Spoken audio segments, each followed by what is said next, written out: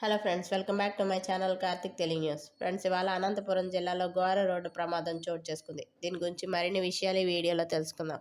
అనంతపురం జిల్లాలో ఒక ఘోర రోడ్డు ప్రమాదం చోటు చేసుకుంది. వేగంగా వెళ్తున్న కారు ముందు వెళ్తున్న లారీని బలంగా ఢీకొట్టింది. ఢీకొన్న ప్రభావంతో కారు ఒక్కసారిగా మంటల్లో చిక్కుకుని పూర్తిగా అగ్నికి ఆహుతైపోయింది. ప్రమాదం జరిగిన వెంటనే మంటలు వేగంగా వ్యాపించడంతో కారులో ఉన్న డ్రైవర్ బయటకు వచ్చే అవకాశం లేకపోయింది. ఇక దీంతో అతడు కారులోనే సజీవ దహనమయ్యాడు.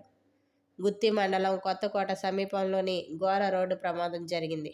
సమాచారం అందుకున్న పోలీసులు, అగ్నిమాపక సిబ్బంది వెంటనే ఘటనా స్థలానికి చేరుకొని మంటలను అదుపులోకి తీసుకొచ్చారు. అయితే అప్పటికే కారు పూర్తిగా కాలిపోవడంతో డ్రైవర్ మృతదేహం గుర్తుపట్టలేని స్థితికి చేరుకుంది.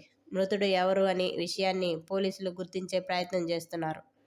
అలాగే ప్రమాదం జరిగిన సమయంలో కారులో డ్రైవర్ ఒక్కరే ఉన్నాడా లేక మరెవరైనా ప్రయాణిస్తున్నారా అనే కోణంలో కూడా అధికారులు విచారణ చేపట్టారు.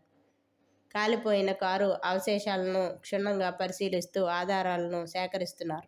ప్రమాదానికి అతివేగమే కారణమా లేక ఇతర సాంకేతిక లోపాలు ఏమైనా ఉన్నాయా అనే అంశాలపై దర్యాప్తు కొనసాగుతోంది. ఈ ఘటనతో ఆ ప్రాంతంలో తీవ్ర విషాదం నెలకొంది.